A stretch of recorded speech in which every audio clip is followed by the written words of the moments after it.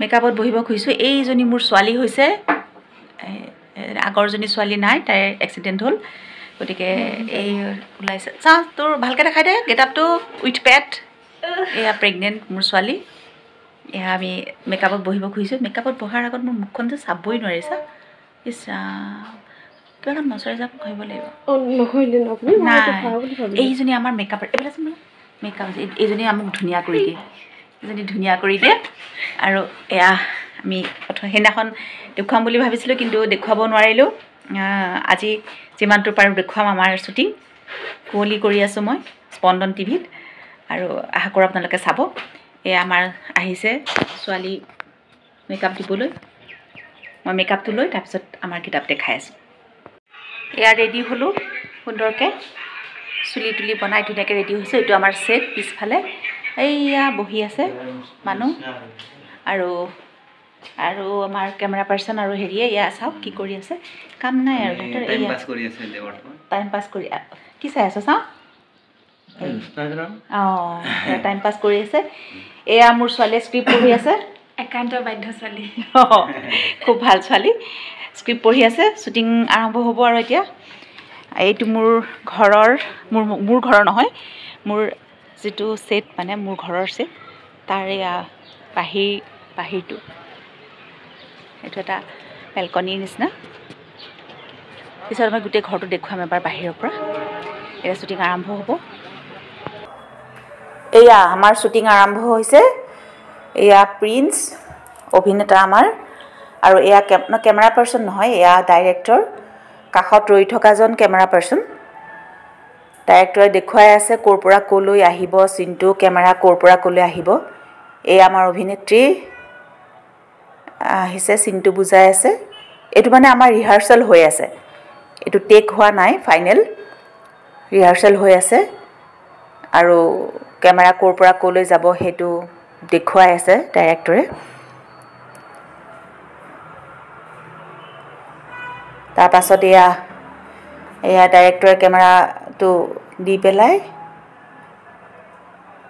Camera এয়া দিছে camera পাৰ্চনক তাৰপাছত তেওঁ চিনটো বুজাবলৈ কৈছে আমাৰ অভিনেত্ৰীগৰাকীক কেনেকৈ তাৰমানে তাই চকুৰে নেদেখে অভিনেত্ৰীগৰাকী তাইক বুজাইছে কেনেকৈ কৰিব লাগিব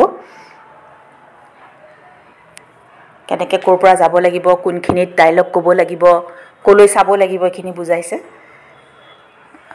এইটো আমাৰ ৰিহাৰ্চেল চলি আছে এয়া আমাৰ ডাইৰেক্টৰ ক'লা মূলা আন্ধাৰ মুন্ধাৰ হৈ যায় সেইকাৰণে লাঞ্চ ব্ৰেক হৈ গ'ল আমি ভাত পানী খাই অকণমান সময় বহিছোঁ এই পোহৰটো বৰকৈ আহিছে এনেকৈ ঘূৰি লওঁ নেকি ন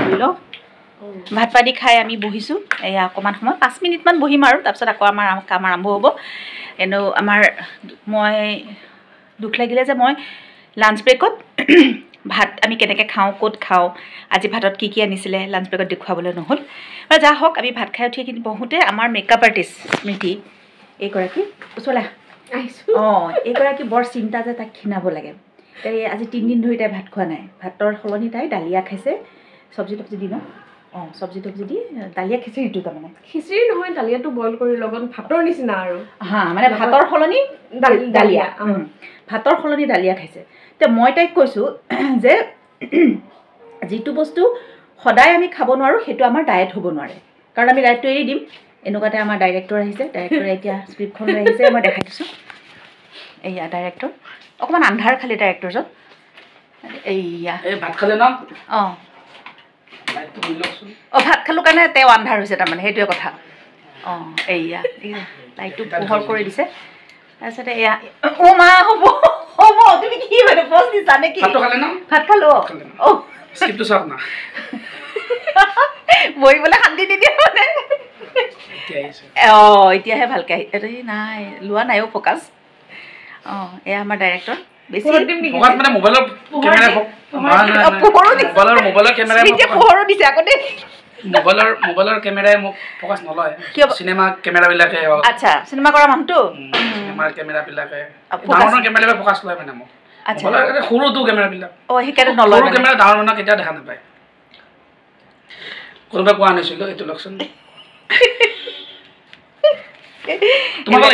নিজৰ সম্পৰ্কে আচলতে ভুল ধাৰণা মানুহৰ থাকে, আপোনালোকে বেয়া নাপাব।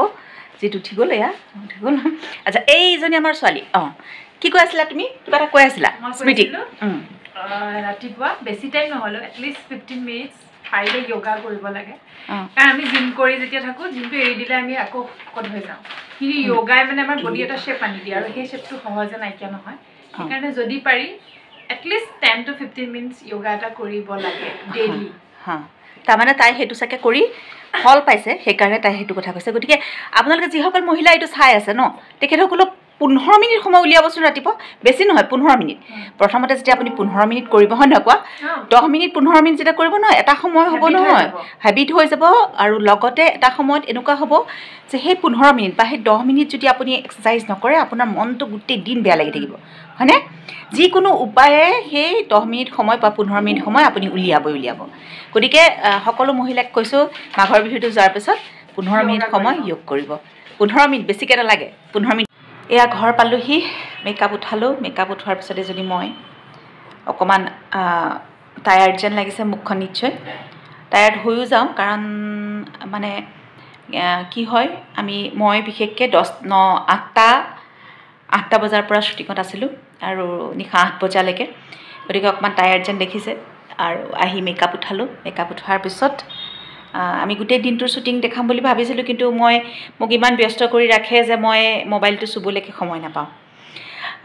আচ্ছা, এইখিনিতে মই এটা কথা ক'ব বিচাৰোঁ যে মোক বহুতে প্ৰশ্ন কৰি আছে যে এতিয়া বিহু আহিছে, বিহুত আপুনি পিঠা খাবনে নাখায়? কিয় নাখাম বাৰু? পিঠা খামেই। কিন্তু কথাটো হৈছে বিহুত মানে চেনি দিয়া পিঠা খাবনে নাখায় বা মিঠা খাবনে নাখায়।